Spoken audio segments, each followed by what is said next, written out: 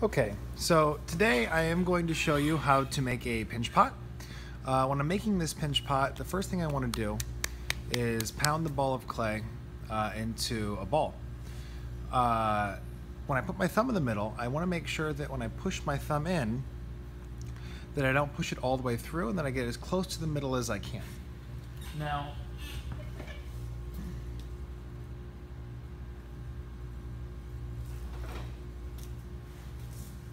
the tools that you're going to need to be successful with your pinch pot are going to be a pin tool, a paddle,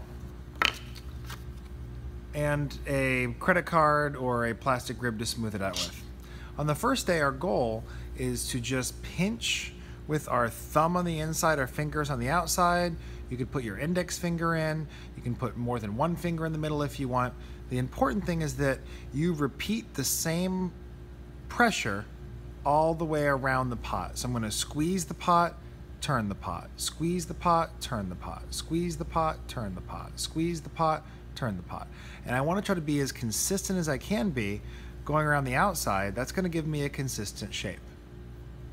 Just like this. Now, if I take this piece of clay and I just keep squeezing straight across from my fingers like this, straight across from each other, just like this, the clay is going to just get wider and wider and wider.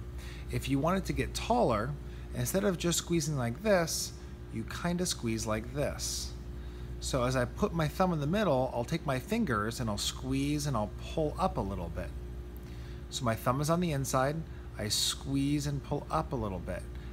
Squeeze and pull up, squeeze and pull up, squeeze and pull up, squeeze and pull up. And I did that to one side, and now you can see one side is taller, but it's not any wider. And I want to do that all the way around.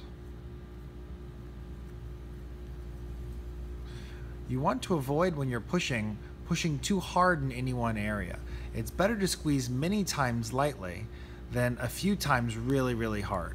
That will leave big dents that you'll have to get out later, and that can be kind of difficult. So I'm squeezing and turning, squeezing and turning, squeezing and turning. Now, when you think you've gotten it to a pretty even thickness, this is when you start using the pin tool. Now, our pin tool is going to be used to gauge the thickness of the pot. So, it'll be difficult for you to see in the video, but I'm going to take my pin tool and I'm going to stick it through the side of my pot. And when I stick it through the side of my pot, you should be able to see the pin tool come through. Now I want to get it just until the very tip of the pin tool cannot be seen right through. I have my fingernail on the outside and I pull it out. That tells me how thick that wall is. And I want to compare that to the very bottom as well. So the very bottom I'm going to check too. I'm going to put my pin tool in just until I see it come through, and I'm going to pull it out. The bottom of my pot is about 3/4 of an inch thick, which is still really thick. If I compare that to the wall of my pot, I'm holding that position and I push it through until my fingernail touches. I can see that the side of my pot is thinner than the bottom, so I need to pinch the bottom more. Now, you might not be able to see the pin on the inside because there's shadow in the video, but the idea is that you use the pin tool as a gauge for thickness, and it helps you understand the thickness of the wall without having to cut your pot in half. Ideally, we're looking for something about 1/4 of an inch thick. So I'm going to keep pinching this. You can use 2 thumbs on the inside if that's something that you think you can do. You can use your fingers on the inside as you pinch. This process is totally up to you. Whatever feels comfortable and that you can do consistently is going to work. Okay, so I'm going to check the thickness of my walls again in a second. I know my bottom is too thick, so I'm going to push my bottom. You don't always only have to pinch as well. It is difficult for you to see the inside of my pot, but I can show you what I'm doing on the outside. On the inside with my thumb, you can also smear the clay. You don't have to just pinch. You can push the clay. So when my thumb is on the inside, I am pushing the clay towards the end here to thin out the walls. And you can see my finger moving the clay. Now my bottom is much thinner than it was. I'm getting my sides a little thinner. I'm going to go back down to the very rim and start thinning that out. Good. So now my pinch pot is about the thickness that I want it to be, maybe a little more than 1/4 of an inch thick. I'm going to check the bottom thickness again. So I've got it here. I'm going to check the wall.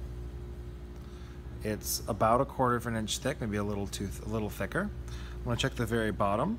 The bottom is actually thinner than that, so the side is thinner. The bottom is probably right at 1/4 of an inch. Yep, the bottom is right there at about 1/4 of an inch.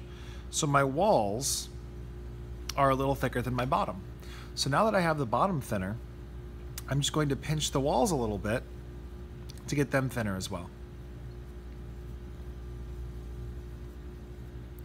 When your clay is soft like mine, you will have to let it sit for a little bit before you move on to the next step. For the sake of time, I'm going to be very careful and do the next step right now.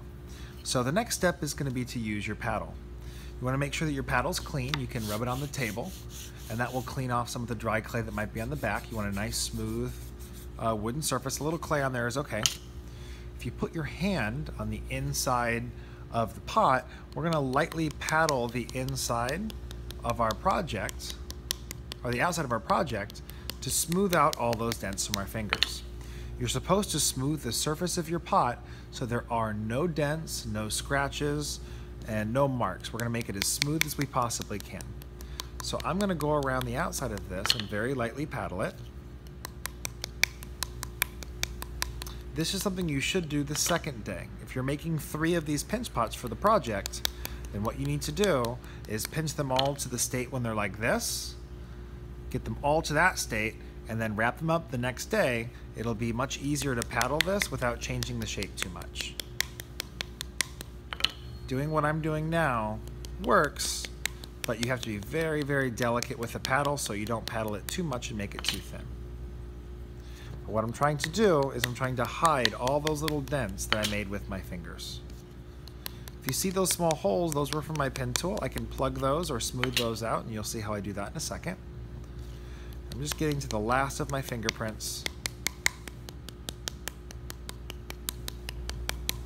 Good. Now I can't get it all the way clean because mine's very soft, but you can see that the side is much cleaner than it was before, but there are still little dents like that which aren't okay. The final stage will be to use your rib. When you use the rib, it's very important that you don't hold it at a 90-degree angle when you're using it. It will not work. We want the rib to be clean, but we also want the rib to push at a very flush angle, an acute angle. And we're going to rub our tool down the pot. This works better if the clay is not so soft. If you see my clay is very soft, this would work better when the clay is leather hard. And I'm going to go around the outside of my pot, and I'm going to smooth out those last little dents and those bumps. So when I do this, I can also leave the pot on the table, curve the rib, and go up the side of the pot. Your fingers are your best tools if you want to smooth something out. Sometimes your fingers work best. My clay, again, is very soft, so I have to push very, very lightly to smooth things out so I don't dent it. Okay, I'm going to push that dent back out. I'm using my finger and I'm very lightly smoothing out that surface. Okay. I could also use my paddle on the top and paddle the top to get it smooth as well. But your goal is going to be to take this piece of clay and turn it into a very, very smooth surface. So if you can see the surface here, I'm looking for a clean, smooth surface with no dents and no bumps. This one isn't quite there yet, but you have more than 10 minutes to get your project done.